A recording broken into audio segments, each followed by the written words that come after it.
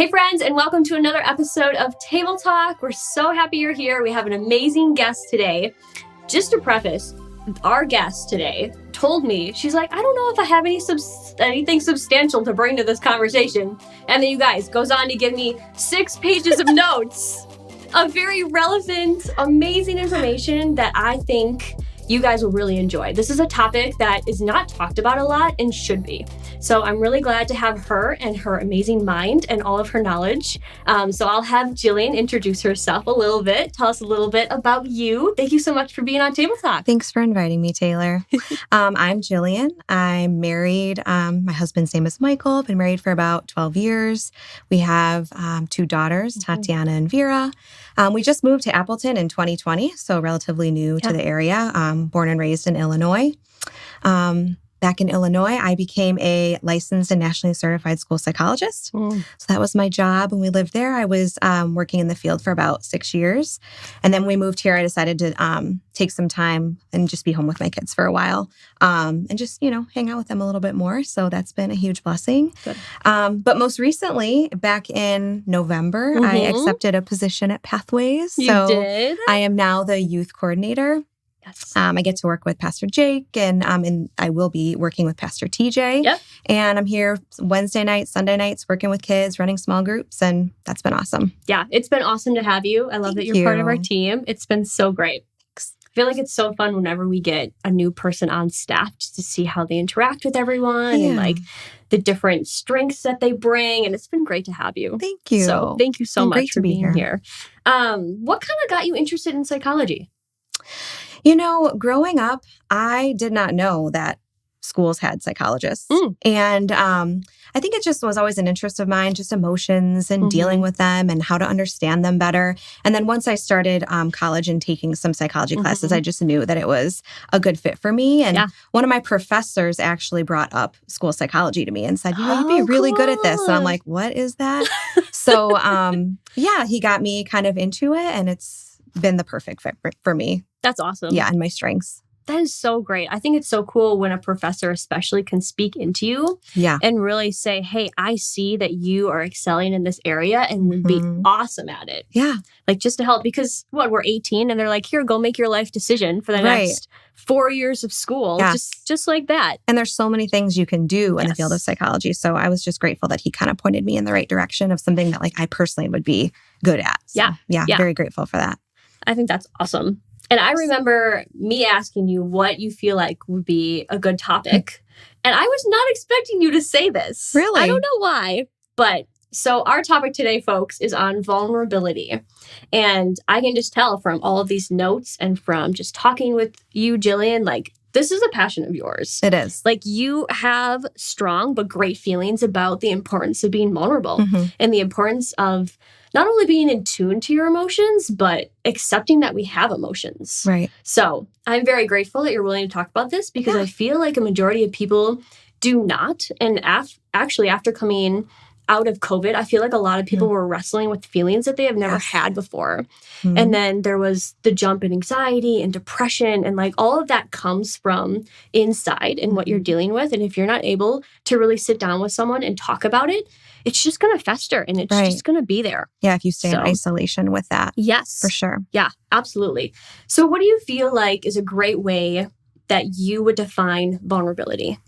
So when I think of vulnerability, I think of taking a risk, of putting yourself out there. You have to have a willingness to do it, to kind of take away some of those barriers, that shield that we might put up of protection, because ultimately we are afraid of being hurt, being rejected, feeling like a weirdo. And if we're able to kind of shed some of that and take a chance and open up with somebody, that's vulnerability. And really, it is. You're seeking a deeper connection with them and even healing through that. So yeah, absolutely. It's definitely a risk, but can be really worth it. Yes.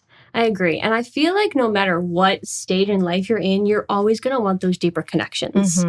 You're always going to be hoping for those because we as humans, God created us in his image, want those connections. We want to feel loved. We want to feel accepted. We are people who want to be in community. Right. So it's so important to even have that. So why do you think we as a society tends to stray away from being vulnerable? Besides the fact of being rejected. What else do you feel like really adds to that? I think that we can kind of get in our little comfort, our comfort pods of just wanting to be by ourselves. And we're really just putting up these walls of protection. But it can get really comfortable, right? And just focusing on yourself and doing your own thing. And it takes work and energy and effort to kind of get out of that. Yeah. And it's always rewarding once you do it. But you can get really stuck in those same patterns of just being in your own little world, your own little bubble. Absolutely. And you spoke since starting this in November, you now hang out with students on Wednesdays and Sundays. For those of you who don't know, we have Pathway students on Wednesday nights for our middle schoolers and Sunday nights for our high schoolers. We'd love for you, if you have a student, to jump in. You can learn more at pathwayschurch.us/students. But they get to hang out with cool people like Jillian. So it's a good time. But how do you see, because how old are your girls? They are 8 and 5. Okay. And then you're hanging out with high schoolers and middle schoolers. Yep. So what have you kind of seen in this current generation in terms of vulnerability? It's so interesting because it worked so similarly to my own women's small group in that if you set the tone with kids and let them know that it's a safe place and they can open up and I'm going to open up, then they're much more willing to do it. So I think it took a minute for the kids to get comfortable with me and to get to know me and to know that I was a safe place. And, kids have their different levels of sharing and just their personalities if they're shy. But I think at this point with a lot of the students, I've developed that trust and they are so willing to share. They're opening up about really hard things. Like our kids are dealing with a lot in the world. Yes. And so I'm just so grateful that I can be that space for them or a space for them where they can talk about that without fear of me being like, oh, that's too much. That's too big. Absolutely. I let them know, bring all the hard stuff here, the questions, the experiences, the feelings, because I'm not afraid of them. And I'm not gonna ditch you. Like I'll hang out with it, with you. I may not be able to fix it, but I'll hang out with you in it. Yeah. Isn't that the biggest thing? Is like they just want someone to be in it with them. Yes. The importance of that. Yep. And it's the same with my adult small group too. Yes, absolutely. How would you kind of encourage some parents who may struggle with getting their kids themselves to be vulnerable with them? Because I know sometimes it's different talking to a parent versus a leader or another trusted adult. Right. But what are some ways to kind of, break that void a little bit?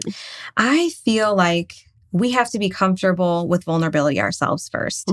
So that's going to start in your work alone with God in your prayer time. Have you laid everything out with Him? Are you laying everything out with Him on a daily basis?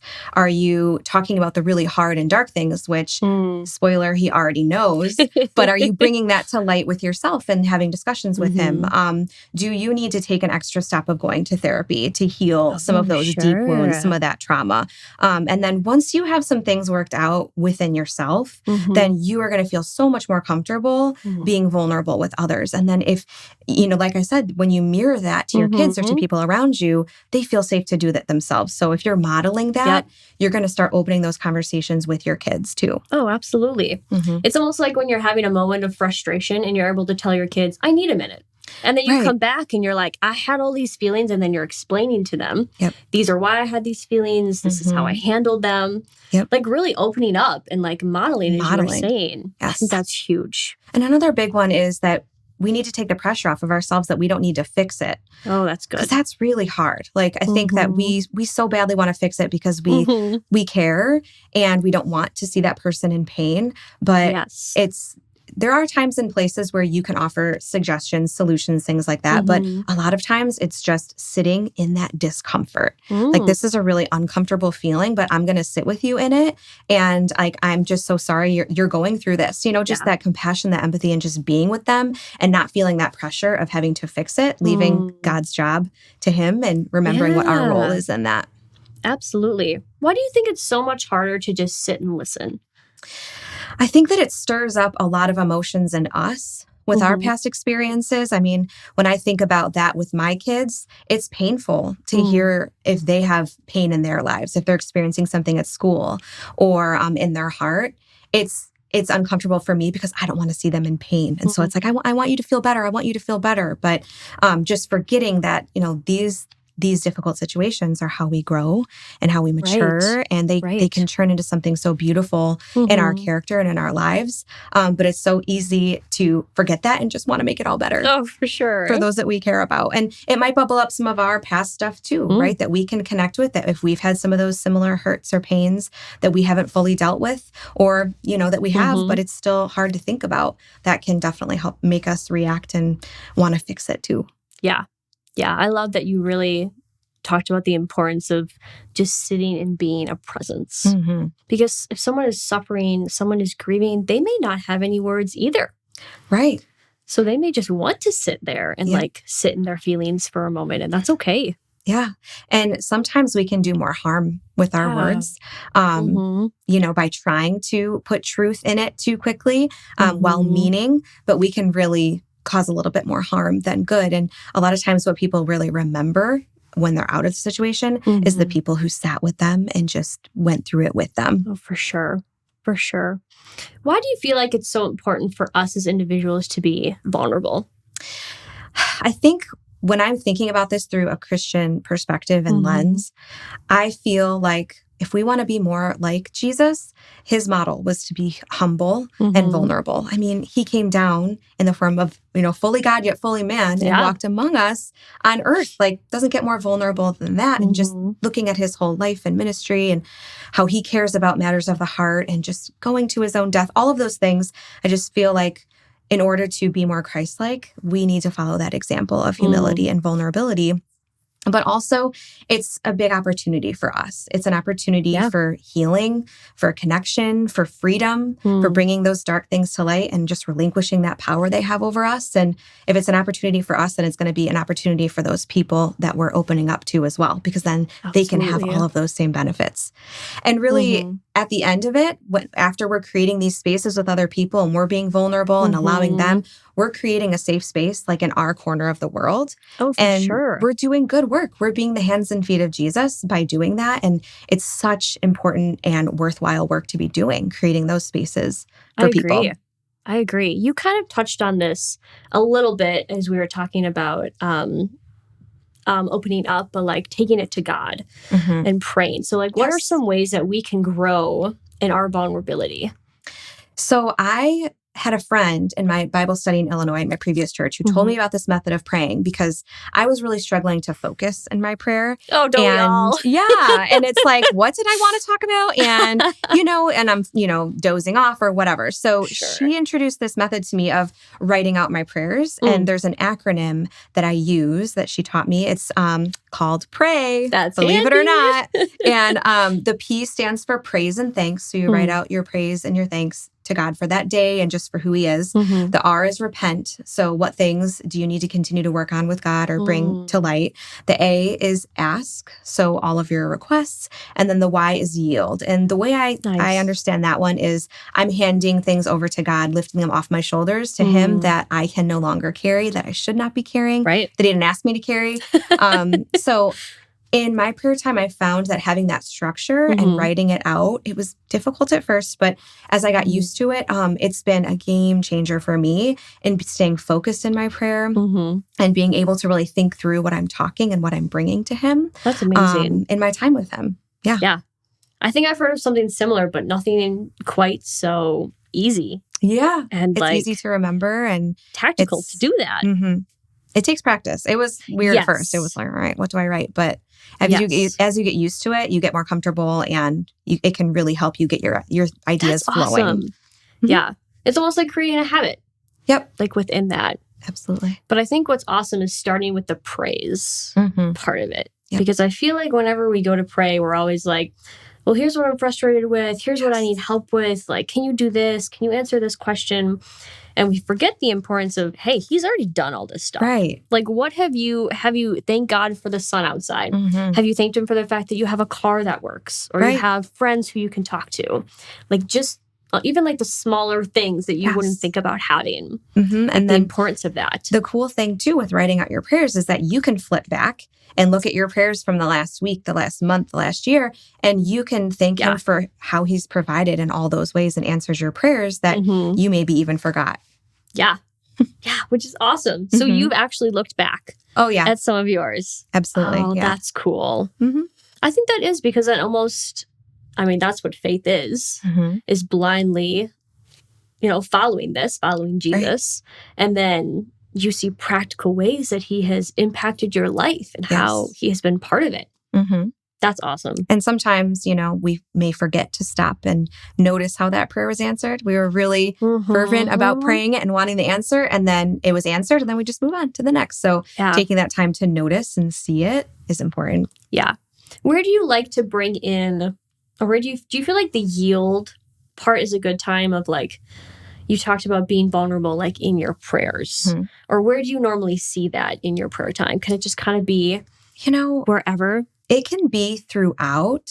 I can think of ways that it fits in each section. Sure.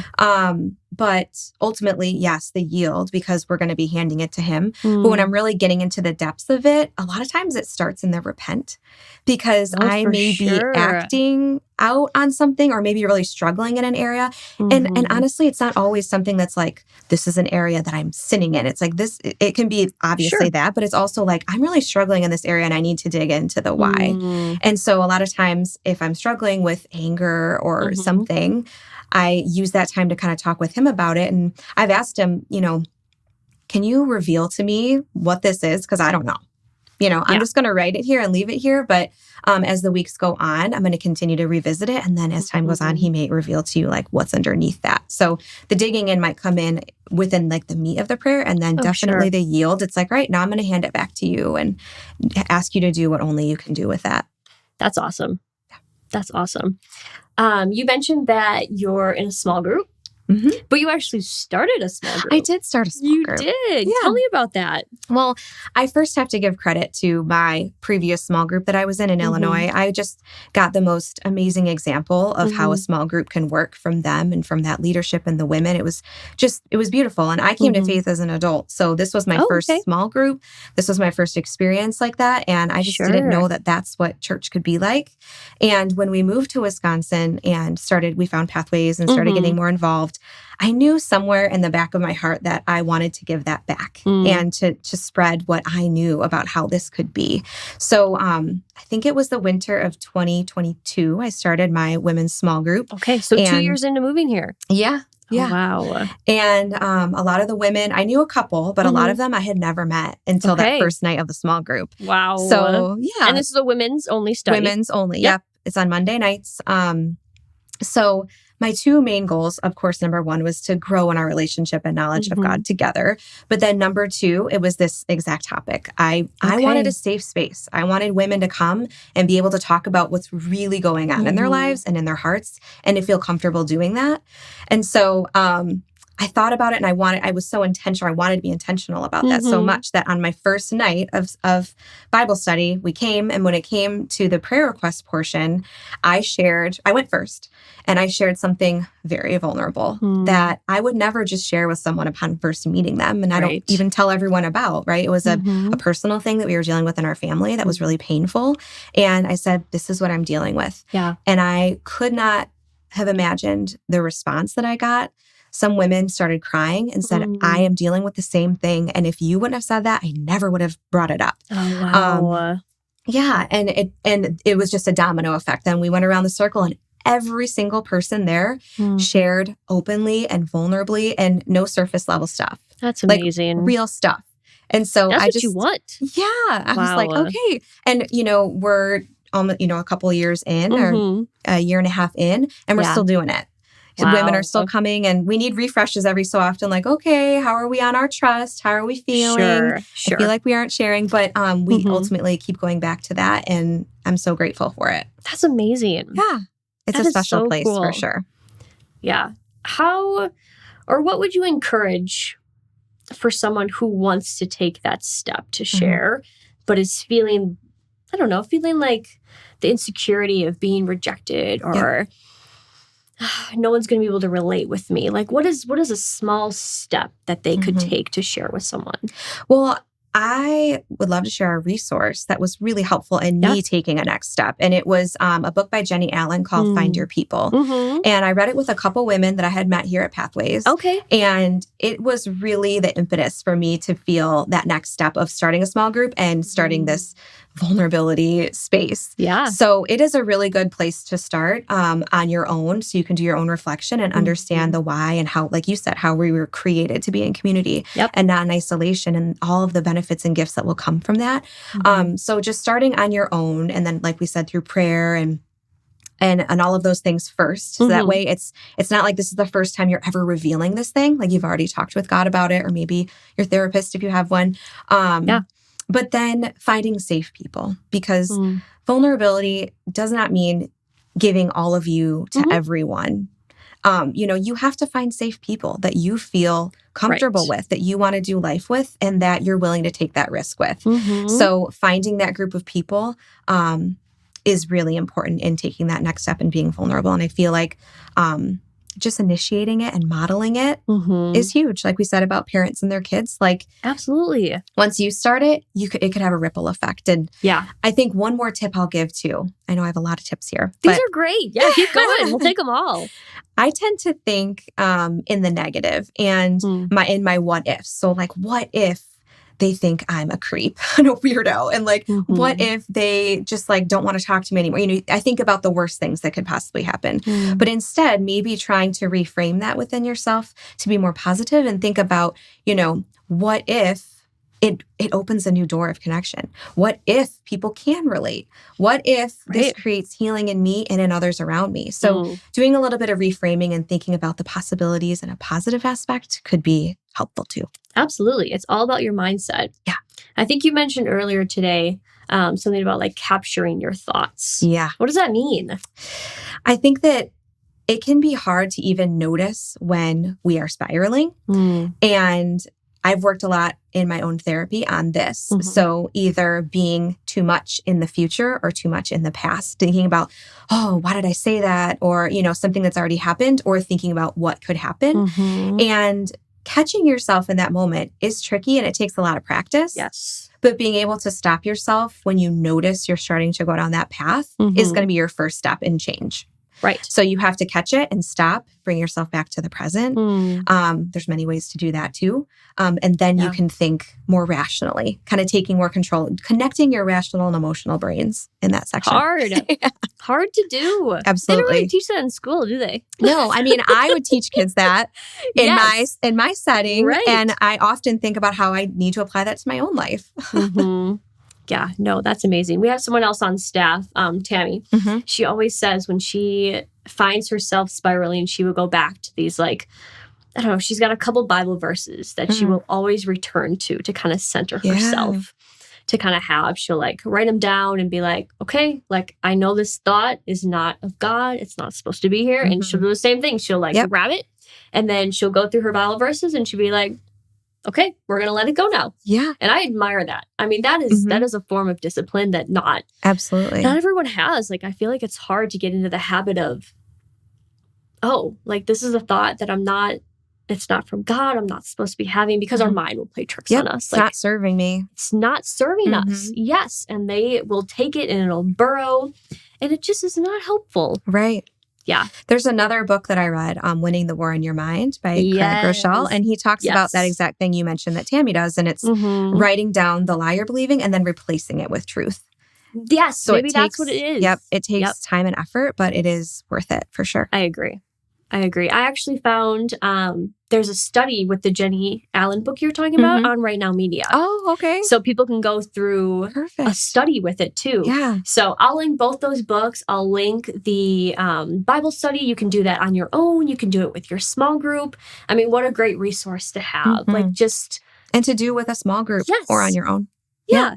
But just to have to kind of center yourself, because you should find your people. Absolutely. I mean, you can be kind and everything to everyone, but like you should have your core group of people who you are like, I'm in this rough time in my life and I just need someone to talk to. Right. Like the importance of doing that. And I think what's sad is like people they don't have that. Right. Or they don't feel like they can have that. Like they may have that in their spouse and like Mhm. maybe a brother or a sister, but like to have 2 or 3 people to not only surround them and pray for them, but hold them accountable. Right. To offer support, to be like, let's think about this differently, right? To Mhm. almost be like, no, Yes. no, maybe not that one. Mm-hmm. Yeah, and But- that's why I feel like my small group space is so special Mhm. because, we could easily take it for granted having that time every Right. week to connect on that level, but it's not something that everybody has. And No. I think an important thing to remind ourselves too is, or to think through is our Mhm. expectations that we're putting on people. Because I think we can be really Oh. quick to be looking for something or not get your expectation met with somebody and then Mm. discard and move on, right? But Interesting. I Yes. feel like if we have God in his right place in our Mhm. lives, that he's the one who can heal and fix, and he Yes. will always be there. He will not make mistakes. We can count on him.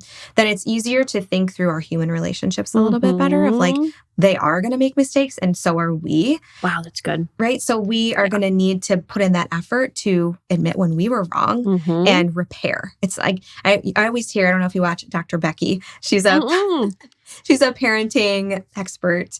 Oh, And cool. she talks a lot about how it's the repair that matters.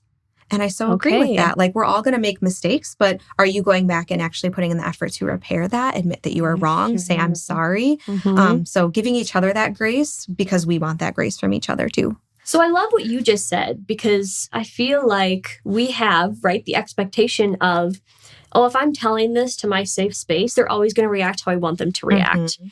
And we forget that they're humans, Right. right? So like the only person who's going to give us the response that we may not want, but we need to have and we need to hear is going to be on our side is from God. Absolutely. So I feel like loving not only yourself in that moment, but Mhm. also the person Right. who like may not give you the best response. Because just the never know. ultimate goal is that we are loving others Mhm. well, and we're loving them so well that we are bringing them closer to Christ. Yeah. We're going to try our best to show God's love to them. So keeping that in perspective too, like, Mhm. that we're here to give love and to Right. carry these burdens with each other really helps. And I think something you mentioned made me think of another layer of protection in these situations is to have a discussion about privacy and confidentiality. Yes. And this is a combination of my psych world and the small Mhm. group world, where on the first night we had a conversation and I said, I really hope that you feel comfortable sharing, but we need to all commit to confidentiality. Yes. What we say here has to stay here. It's very Mhm. personal. And if you want to talk more about it, talk with that person, Yes. but not even to each other, right? So like you don't Right. want it to turn into a gossipy thing Mm-mm. with these tender subjects. So we all have to commit to that. And then you need reminders every so often, like just a Mhm. reminder, like this is what we're about. And I do the same thing with my students too. Like what we talk about Yes. is private information. It stays here Mhm. unless I need to contact because of an emergency, right? Something that's a bigger situation. Yes. But yeah, we have those discussions outright. And I think that adds a layer of safety and Mhm. protection for people sharing as well. It's a good reminder that us as humans have that boundary. Yeah. Of like if we want to be a safe space, we have to be able to internalize and keep it a safe space. Yes, absolutely. Because to lose trust is a big deal. Mm-hmm. And once you do it, it's hard to gain it back sometimes. I was going to say, you may or may not be able to repair that. You may So not. thinking that through, and would I want them to keep my things confidential? Yep. Yes. We'd say the same thing in my small group. I'm always like, this is a safe important. space, but it stays here. It's Yes. like one of our main values that we have of like loving Yes. each other well. So it's like, I feel like we know that. Yeah. But actually saying it out loud Right. and making it an expectation Yes. brings it to another level of awareness for us, that where Mhm. we will maybe catch that before we're going to say it, Right. Because once it's spoken, you can almost hear it in the back of your head of Right. like, oh, I'm not supposed Yeah, to be maybe doing I shouldn't this. have gone there. Mhm. Yeah, maybe I shouldn't have said that. Yeah. So you've mentioned therapy a couple times. Yeah. I think we should talk about that. Okay. I think a lot of people have different views on, Mhm. I don't know, why therapy is important, Mhm. why they think it's weird, why they don't think it's necessary. Yep. Can we just talk about kind of the importance of what it looks like to be going through therapy, but in a healthy way? Sure. Does that make sense? Yeah. Okay. I think I can speak from my personal journey. Mhm. In grad school, when we were training to be school psychologists, they told us, we highly recommend every single person get into therapy because you're not going to be able to help anyone else until you deal with your own stuff. And so Yep. that's when I started my journey, and I've continued all the way through. Oh, wow. Good for yeah. you. That's incredible. It's a gift. Once you get outside of that discomfort of going, it can be so helpful because I feel like these people have their own gifting from God of empathy and compassion, and they have this skill set and this education, and it's not as intimidating as you would think it would be, especially if you find someone. I think word of mouth is often the best way to find somebody. Sure. I've recommended my therapist to so many people. That's awesome. She's so good. And so find someone that you really connect with and feel good with. I think sometimes people will think of therapy as, oh, I need to go to a therapist because I'm not doing well. Yeah. Or almost there's like something wrong. Yes, there's something wrong with me. Like, why should I have to go talk to someone? How can we encourage them that by going to therapy is actually a way for them to be healed? Yeah, I believe that anyone could benefit from therapy. It doesn't mean there's anything wrong with you. Absolutely not. Yeah. It's really just going and talking with a person who is skilled and has a gifting in this area and who can help take things into a different perspective for you. Because a lot of times we can be in our emotions about something and not be able to unravel that. Like so narrow-minded in where we're at. It's like we can't unravel that ourselves. We need someone else to point it out to us. And then once they do, sometimes it's like, that makes a lot of sense. Like, oh, okay, yeah, that's right. So yeah, it doesn't mean there's anything wrong. Anyone can benefit from it. And truly, it can help bring a healing to you that you may not be able to get another way here on earth. Yeah. I've had a family member tell me before, it's just, if I go to therapy, I have to remember and I have to think and I have to talk through all the things that have happened to me. Yeah, and that can be really scary. It does feel scary, but it's good work. It's good work to be done while we're here. Yes. Because why wouldn't you want to better yourself? Yep. Like in the moment, yes, it's going to be terrible and you're going to have so many feelings come back that you don't want to have to think about. But in the end, you're going to feel this weight lifted off of you. Right. It's like the burden is taken away because you have finally allowed yourself to be vulnerable and to give yourself to someone else who not only is literally trained how to do this, but wants to be listening, like wants to be in this with you. And I found that it just opens me up to do better work in the world and for my own calling. It just frees up that mental space and that emotional space to be able to go out there into the world and do what you're called to do. Right. It's not holding you back anymore. It's not holding you back anymore. Yeah, I love that. I feel like that's so important to do. I think people forget that God created us as people. Like he gave us emotions for a reason and he allowed us to share our thoughts and feelings with others because he wants us to connect. So like those who may struggle with connecting, it's okay. But like maybe therapy is a way to go. Maybe they're not ready to take that step of like finding a group or they're just not sure who their safe space is yet. Yes. But they're like, okay, I can go and I can talk to a therapist and I can know that they have my best interest in mind. And they may not find a therapist that works at the beginning, right? They may have to try a few to make sure that because you have to be able to interact. They have to be able to connect with that person. But that's part of the journey. I agree. And it is a really good starting point. I like that you said that. Working it out with God, working it out if you need to in therapy, and then it just frees you up to be able to make those connections so much easier. Because we're not looking for those people to fix those problems. Right. Or heal us or whatever. Yes. Yeah. And I like that. The fact that it's almost important to think also to find someone who shares the same mindset, like finding a Christian therapist to help with that, because then they can not only help you with the human side of things, but also remind you what God is saying in that. Yeah, absolutely. And I can speak from my experience. I have a therapist who is not technically a Christian counselor, but I tell her this is my faith. This is important to me. And we involve it and weave it, even though she's not in all of our conversations. Yeah. So I appreciate that so much that she'll be like, well, what does your faith say about that thing? Like she'll ask you. She will. Wow. Yeah. So it's, How have you seen yourself grow? In therapy? I think it's brought to my awareness a lot more than I realized was going on inside. Like you think that you're over things and that you've moved on, but really you may have just like pushed it. Or how does it impact how I interact on a daily basis? One of the biggest things that I've learned is that as we grow and our brain is maturing, we find coping strategies that work for us during those times and that really help us to survive really difficult times. But as adults, we might still keep doing those things and they aren't serving us anymore. So you have to think like, why am I doing this thing? Thank you, coping strategy. Thank you that you helped me get through. Our brains are so smart in that way. But trying to create a new neural pathway, a new habit to handle things that maybe serves you a little bit better now as an adult where you are. Oh, for sure. Oh, that's good. Takes a lot of work. Yeah. Yes. Years and years.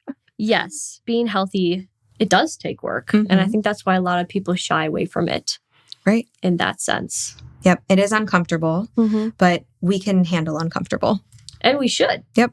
I mean, especially as Christians, we should be okay with the uncomfy. Right. Because just got to sit in it and just got to sit in it. Yes. Yeah. It always makes me think of when, I don't know, you're at like a doctor's office or something. And nowadays people will just be on their phones. So I'll always try to like put mine in my bag and just like observe like what's happening around me. Yeah. Because my initial reaction is like, oh, I'm uncomfy. Like, let me pick up my phone. Let me distract myself. Definitely. Instead of being like, oh, let's just take in this moment. Like you don't have to be stimulated. Just be present. Just like observe all the things. I find the same thing in my small group. Like if we ask we're going through a hard question in our Bible study and we're all just sitting there, I just take a sip of my tea and I'm okay with silence. We can sit in silence. That's okay. Yes. Take your time, everyone. Oh, I love that. That's something I had to learn from my husband because he was really good. He's great at like having those calm moments. Like that's just him. Like he's very peaceful and I am less so. So like at the beginning of our relationship, I was like, why don't we talk more? Like, I see all these couples all the time. Again, comparison game, right? Of like, they'll have things to talk about all day long and you and I will talk and then we'll just sit in silence. And I was like so uncomfortable with it. And he's like, why are you uncomfortable? He's like, we're enjoying the presence of each other. And I was like, well, yeah, I mean, I am. I am enjoying you, but I feel like I'm missing something. And he's like, well, then you have an expectation. And I was like, yes. He's very good at holding me accountable. But wow, what a good balance. He is. Yes. You need that, You need that. Yeah. And my girlfriends would be the same way. Like, I feel like that's why it's so important to have those people who can speak into your life, but who can also tell you in your vulnerable moments of, hey, maybe you should have done this differently. Right. Because I feel like when people share, they're almost like, well, if I share, they're going to make it my fault or something wrong. And sometimes it is your fault. Right. And it's just being discerning in that moment of like, is this the time and place? And you might think of that truth in your head right away, right? Because it's so much easier out of the situation. As someone listening, you're saying? As you're listening to someone else share, right? It might pop right into your head like, oh, but having that discernment in the moment, I'm like, is this the moment that I share that? Or is this something that I need to sit with for a little bit? I need to show some love and compassion first. I want to read this quote from this book that goes exactly with this. So Catherine Wolfe. Oh, this was good. Yeah, she has this book called Suffer Strong. And when she talks about just sitting with people and that discomfort and not being too quick, but like you said, there is a place and time for that. But she says, lead with a ministry of tears before offering a ministry of truth. Sit with hurting people, offer them your presence, show them you are connecting to their pain, listen to what they need. In general, remember less words are the best words. Communicate your truth more with your body than with your mouth. And when the time is right, tell another hurting heart what helped heal yours. And I just thought that was so good and right on. It is. And coming from someone with her story, with how much she has suffered and experienced people speaking into her through her suffering is valuable to listen to. Yeah. So that was Catherine Wolfe. Suffer Strong. I'll link that one too for you guys. Such great resources today. This is so good. Oh, I love that. You also had in here the story from John 11. Yes. Let's talk about that a little bit. Yeah, I connected that directly to that Catherine Wolfe quote because it made me think it's when Jesus sat and wept with Mary and Martha at the death of their brother Lazarus. And it's a little bit mind-boggling because Jesus is the one who could just be like, all right, it's fixed. I've got that taken care of for you. But he didn't rush in there and do that. And he did eventually. He raised Lazarus. Yep. But first he stopped, he sat, and he wept with them. And he sat with them in that hard feeling and felt it with them. And it's just so powerful to see that illustration and such a good reminder to us of if Jesus can do it, someone who can fix everything, certainly we can do that as well. Absolutely. I actually love that you brought up in the beginning the fact that Jesus had such vulnerability to come as a human to our world. I never thought of it like that. Yeah. I always thought of like, of course, the sacrifice that he made and like this was all part of God's plan. But like he did. He had to be vulnerable. And there are several moments where he had feelings in the Bible. Yes. And I think that's great that he's able to mirror our feelings and we can see not only that he's having them, but how he reacts to them. Absolutely. Right. In a way that's healthy and not sinful and not hurtful. And I mean, ultimately, when you think about his, crucifixion, like what humility, just allowing, I mean, again, he could have stopped it at any second, but he allowed himself to be vulnerable to the point of death for us. Yeah. I know. I don't know about you, but I feel like that's a great ending point. Thank you so much. Yeah. This was great.